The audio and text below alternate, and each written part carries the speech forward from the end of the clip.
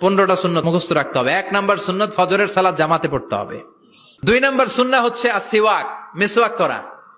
3 number হচ্ছে দুহুন, তেল মালিশ করবেন। বিশ্বনবী জাইতুনের তেল চুলে আর গায়ে দিতেন। 4 নাম্বারে আত্তিব, জুমার দিনে সুগন্ধি লাগিয়ে যাওয়া সুন্নাত। আবার বিশ্বনবী বলতেন আরবাউন মিন সুনানিল মুরসালিন, 4টা সুন্নাত সব নবীদের সুন্নাত। 1 নাম্বারে আল হায়া মানে লজ্জা। আরেক বর্ণনা এসেছে আল খিতান মানে সুন্নাতে খাতনা, এটা সব নবীদের ছিল। আর সেওয়াক, সব নবীরা মেসওয়াক করেছেন। আত্তিব, সব নবীরা আতর লাগিয়েছেন। আর নিকাহ, সব নবীরা বিয়েও করেছেন। চিল্লায় পড়েন আল্লাহু আকবার। আর লিবাস আহসানা সিয়াব, সুন্দর জামা পরা, নট নেসেসারি যে নতুন জামা হতে হবে। সারুস সালাহ আলান নবী, বিশ্বনবীর উপর বেশি বেশি দুরূদ পড়া। এরপরে বিশ্বনবী বলতেন জুমার দিনে সূরাতুল কাহাফ পড়বা, কাহাফ পড়া সুন্নাহ। এরপর আত-তাবকির ইলাল মসজিদ, মসজিদে আগে আগে যাওয়া সুন্নাত।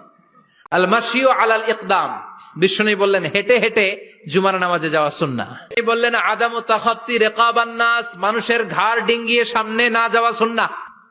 এরপরে বিশ্বনবী বললেন দুখুলুল মসজিদে রাকাতাইন, জুমার নামাজের দিন মসজিদে ঢোকার পরে 2 রাকাত পড়া সুন্নত। কয় রাকাত? 2 রাকাত। এরপরে বিশ্বনবী বললেন ইনসাত, চুপ থেকে খুতবা শুনবা।